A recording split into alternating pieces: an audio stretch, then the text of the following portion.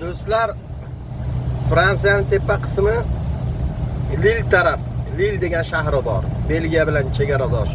O'sha taraf bilan, dengiz taraflari bilan yurib ketyapman.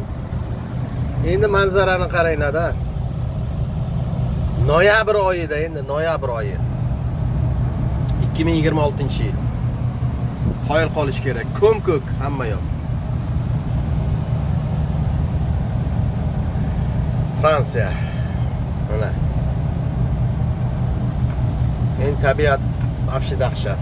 Ba'zi qilib nafas olgisi keladi odamni. Uncha sovuq ham emas, uncha issiq ham emas-da. Endi noyabr oyi bo'lgandan keyin shuda lovlovni qarang, lovlov. Mana bu lovlov mana shu. Ular paxtani o'rniga shu lovlov ekadimi deyman-da. Qoyil qolish kerak, ey.